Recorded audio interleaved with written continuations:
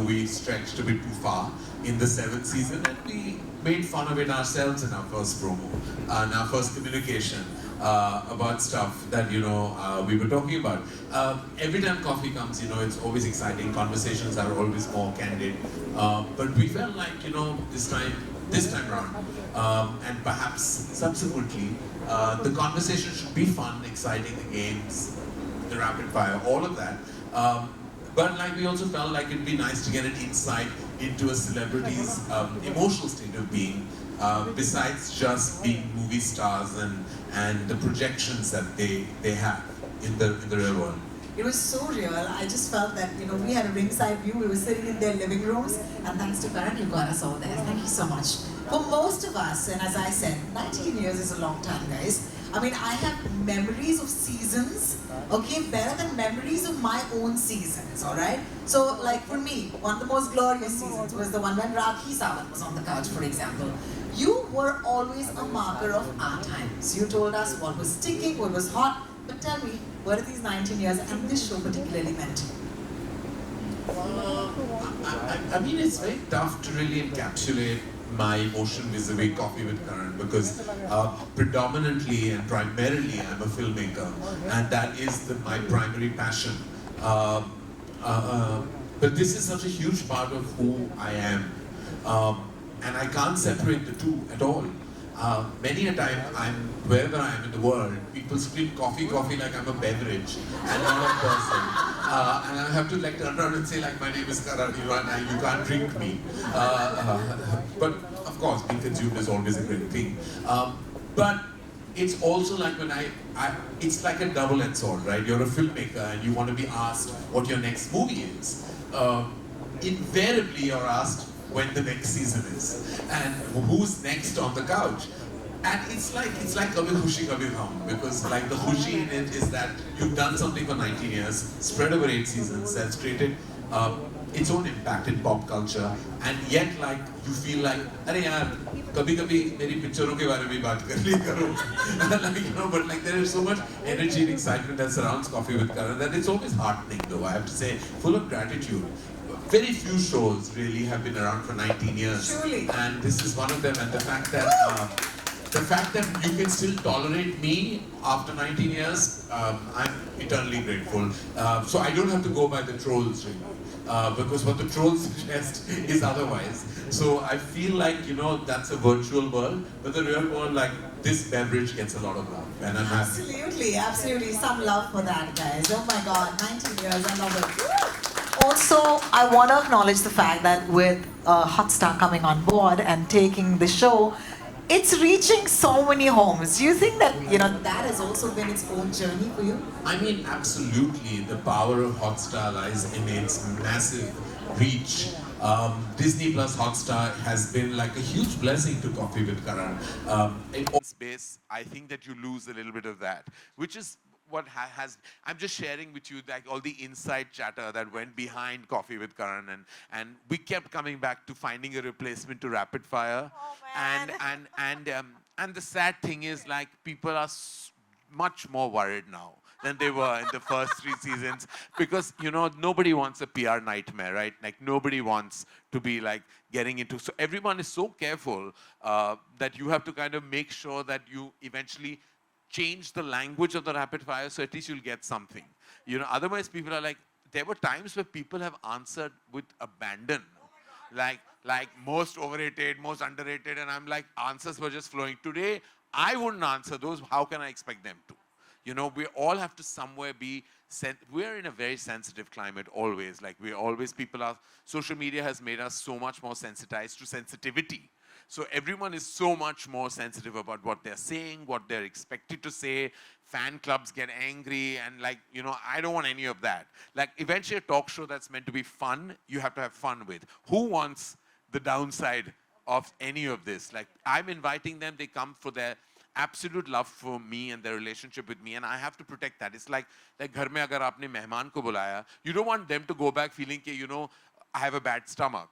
They want to go back home feeling like, "Arey yaar, we were well taken care of." And I mean, they always say that you need a shot of coffee to wake you up, but this is coffee in its wokest avatar in 2023. And I want to give you a hand for walking that line so gracefully, because we have to be sensitive and at the same time we have to have fun. And if there's one show that's doing that right now, it's Coffee with Karan. All right, thank you for the consensus. My favorite episode, and let me just go straight off the bat, Ranveer Deepika. Oh my God, that video. Thank you, thank you. I have nothing to do with that video. The beauty, the romance, the intensity, the emotion of that video comes from both of them, from their hearts and souls. And it was their idea to share that with us. And I was very, very, very touched. And I'm very grateful to both Ranveer and Deepika for actually sharing with not just me, but the entire world, a very private part of their lives. Those 4 minutes are possibly one of the most precious 4 minutes of Coffee with Karan in its entirety. And I say that spanning 8 seasons, because it takes a very large and generous heart to share the way they did. Because it was many years after their marriage, and it could have very easily not been shared. And I never asked for it. I never asked for it and I got it. And I feel it's the first time on Coffee with Karan where I got much more than I bargained for. So I picked my favorite episode. I'm going to quickly go around this place, look at faces and say, what's yours? Kuch kuch hota hai reunion. Oh, I'm living for this. Thank you. Listen, on that episode, like, I felt like I couldn't stop laughing. It was just hilarious. It was, and there was nothing, it was not, I thought that, is it going to really come across funny or am I only finding them mad? Because like I was mad, they were mad, and we were just laughing. At one point I had to get up because my stomach was hurting. Because I was like, we were just laughing. It was inane. And then it realizes that we've gone back so many decades together that obviously we have a camaraderie that is like kind of special. And it was, even when with Sid and Varun, these reunions have really worked out well. And Sid and Varun actually haven't done an interview at all in the last 11 years together. So when we got them together, again, like they were just hilarious. Like Varun always says funny things unintentionally. But like when he said he goes boating with his wife, I was like, that totally had me. And I was like, when did you go boating with Natasha? Like, when did this happen? I'm boating tonight. Any of us Mumbaikars will know that it's not in our top 10 things to do, Like we don't go boating, You can walk, you can dance, you can go and say, I've gone and seen a movie, I've gone theater experiences, had fun here, had fun there, but boating is not something that I would come across here. Gems from the season. Favorite episode? Is it possible to ask Karan Johar what his favorite episode is from this season? I mean, I can't answer that question. Of course not. In fact, I've enjoyed all of them. I have to say that each one of them was special in its own way, and that is an absolutely politically correct answer. And I'm going to stick with it. Thank God there are no hampers right now. Yeah, because I'm not winning anything at the end of this, so I'm not saying it. And they've all come with lots of love in their heart, and I'm not choosing.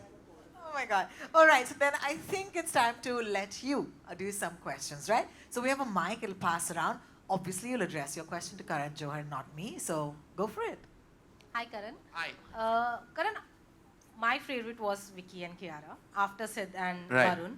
But I want to know from you, what was the best moment from this episode for you? What was the highlight I'm telling you, from the fact age? that Apart actually it from was that rather age. sweet hearing about Kiara's proposal story. I thought it was like quite sweet when she spoke about how Sid proposed to her in Rome, and of course I knew that had happened.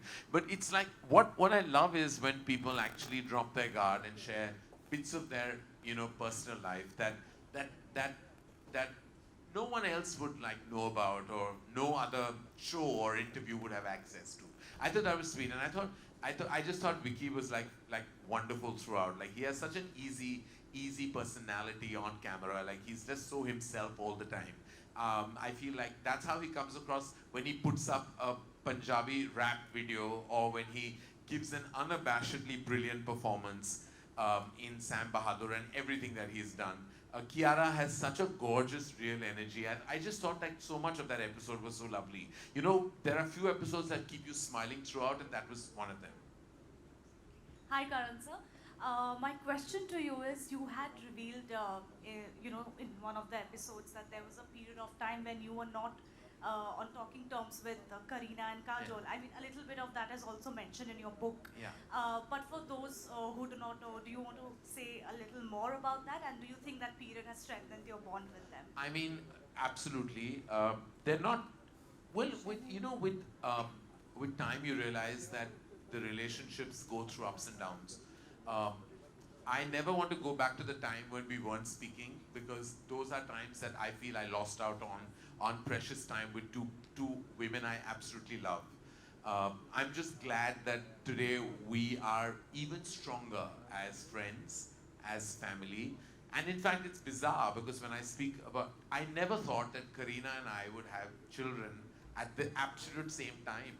Like, I always wondered because I was an older parent. Like when I had my kids, I was 44 years old.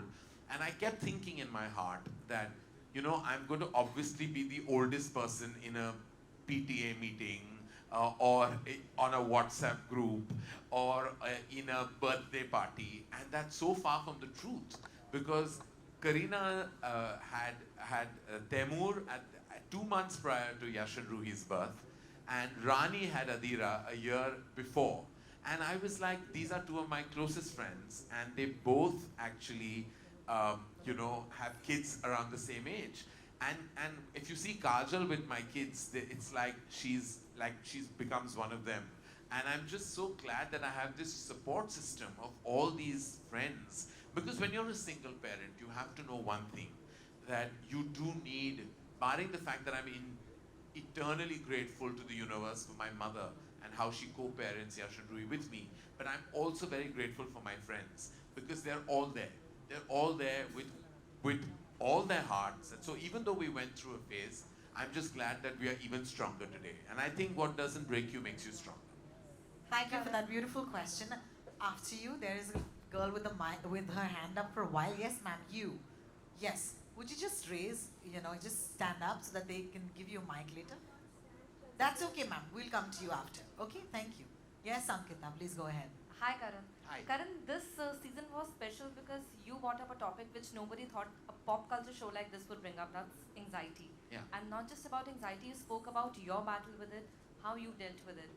What prompted you to actually come out and speak about it at such a big platform? And post you have done so, what's the impact you have seen? How have people taken it in court? So I think that what happened on that episode was organic. It wasn't planned. If you know and have followed the seasons, a lot of it is unplanned. A lot of the conversation is just flows.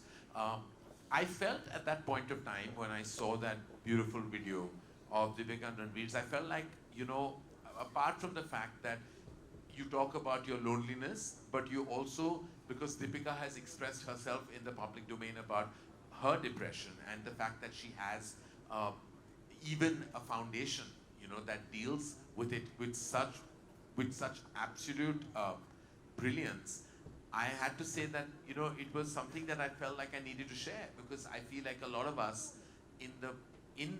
as public figures, you go through things, and I feel if you touch on those topics, you're empowering many others to also speak about it. And I feel like I have been through in 2016 a phase where I discovered I was going through anxiety. Then, you get better, and then it does come back again sometimes, and it came back again for me at the beginning of this year. And what you do is you address it, and you have to, the first thing is you acknowledge it, and then you address it. All of us can go through, can all have, what happens to me or what happens to anybody else can happen to anybody. It can happen, and it doesn't mean you need a trigger.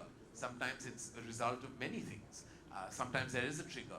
But when I spoke about my anxiety, it was also to share a part of my life that really exists, and it's a part that exists today as well.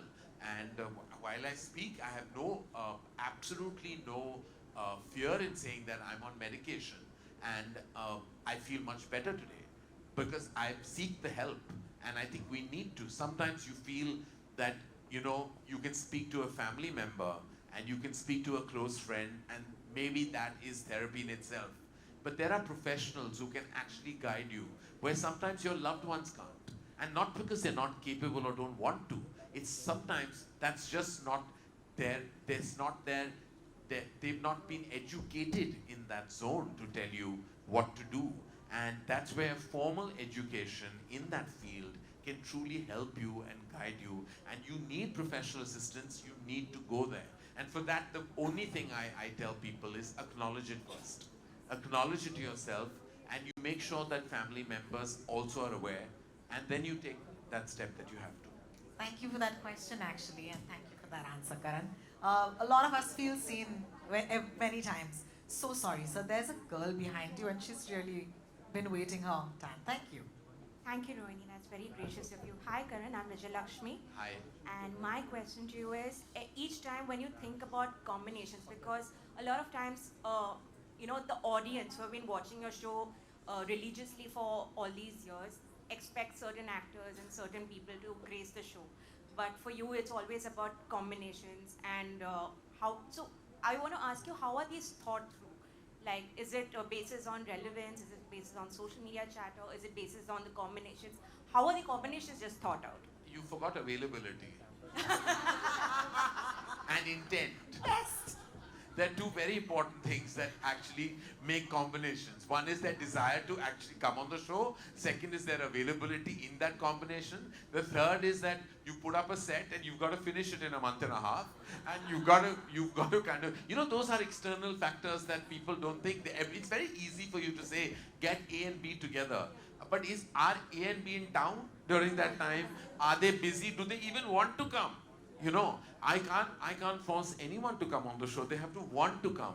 And sometimes they want to but are not in town and are genuinely busy and tied up, and they're not being able, B is not being able to match A, and A is not being able to perhaps match C that you have thought of. And then it's, as I said, it's availability, it's intent, it's infrastructure, it's so much goes into combining two people together. And that's the God's honest truth. Like, everybody has said, why can't you get, and I'm like, I'm not a magician. I cannot. These are busy people. I mean, people make their own combinations in their head. But like, you please imagine that conversation between those two people, because it's not going to happen for various reasons. It's called a hypothetical coffee with Karan. All right. Oh, damn. I'm not. Don't shoot the messenger, but last question. Ma'am. Can I ask? Yes, sir. You already have a mic. Just go with your male privilege. Go for it. Wow. Wow, that's a very nice thing to say. No, the girls are seeming bummed. Okay, yeah. I can give it to... We'll take two questions. All No, right? Please, no, please go ahead. for it, yeah. Come go. on, yeah. अरे शर्माओ मत, Hey, पूछ go low. for it. मैं You're कहीं नहीं friends, जाने yeah. वाला, आप ही के लिए आया. Thank you so much, Karan. Karan, Vinay from Bombay Times. Of course, everybody's talking about their favorite parts of this season. For me, the most intimate and the most beautiful part of this entire season was when you actually spoke about being single. Yeah. You sort of teared up, and I remember watching that particular scene, and I there was a roller coaster of emotions that went. I think that felt like you were a poet and you just gave words to so many of us, and you just became a poet who just had an open mic. All of us could relate a lot to that particular thing, and I just feel it's such a hard thing to actually even open up about, because वो हो जाता ना कि मतलब अरे singlehood, this, that, you know what I mean. Talk to me a little bit about that. How was... When I go back to that moment, I don't know how to relive it, because it happened, as I said, just in the moment itself. What do I say to you?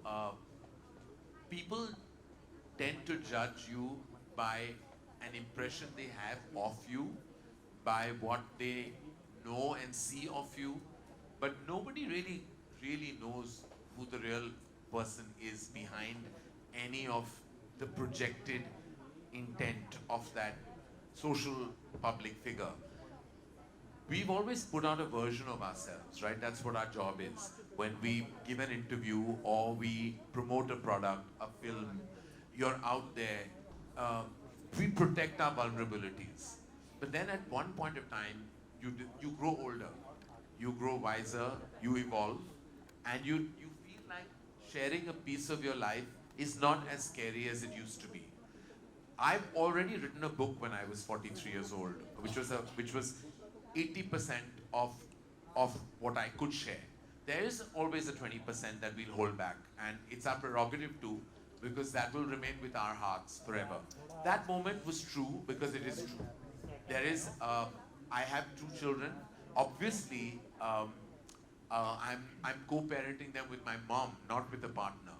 And that means that I have a single status. And that single status is occupied, is filled in with a lot of work. I push in so much work in the day that I don't think about that status. And that's what we all do. When you're single and you're lonely and you're perhaps not wanting to address that loneliness, you pack in your day with things because you want to distract yourself from the core. And then you believe that if you have great friendships and a great family life, it can actually compensate for the lack of a passionate, intense romantic relationship. Nothing can replace that. You must understand, life is full of boxes. You know, parents fill one, children fill the other, friends fill the other.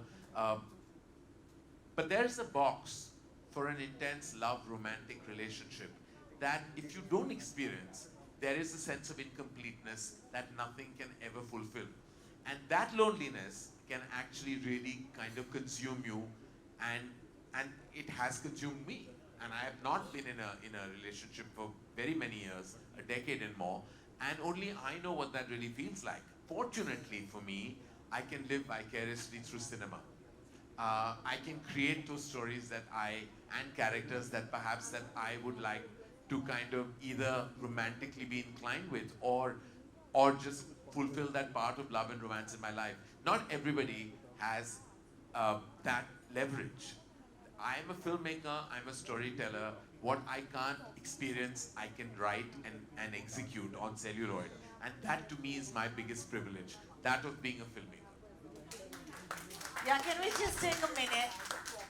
Thank you for that amazing question. Ji, Okay.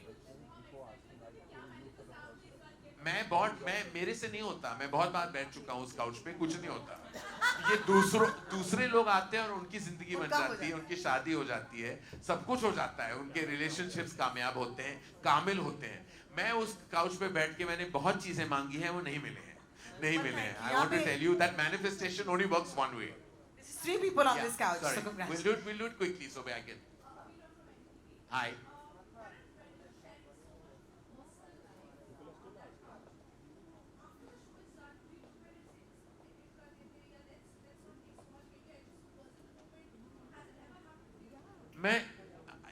I have said this, I've been asked by the team much more than I've said it to cut things out.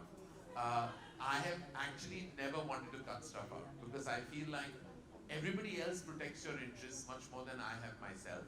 I've kept things that maybe in retrospect I shouldn't have, but I feel like when somebody comes and says something and I have a natural response, I have to keep it all.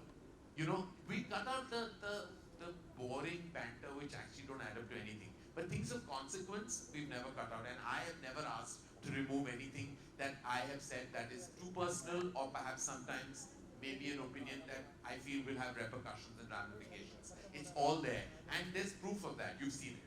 You've seen stuff that you could turn around and tell me, "Arey, ye rakha kyun? We're still bearing the brunt of it." But I said, I've kept it. I've kept it because they are your guests. वो आपके मेहमान हैं, वो आके कुछ कहते हैं, दिल से कहते हैं, दिमाग से कहते हैं, और जो भी कहते हैं उन्होंने कहा है, मैं वो नहीं निकाल सकता. That's the way I respect a guest on Coffee with Karan. Yes, ma'am. We all missed him. Did you miss him too on the couch? We are talking about Mr. Shah Rukh Khan. Oh, immensely. I miss, but I just know that if there's any megastar in our who has earned his right to speak when he needs to, it's Shah Rukh Khan. And I, of all the people, being his closest friend and family, should understand that. I just absolutely knew that, you know, everyone says that, you know, I have that leverage because he's family to me, that I can ask him and request, and he's never said no to me.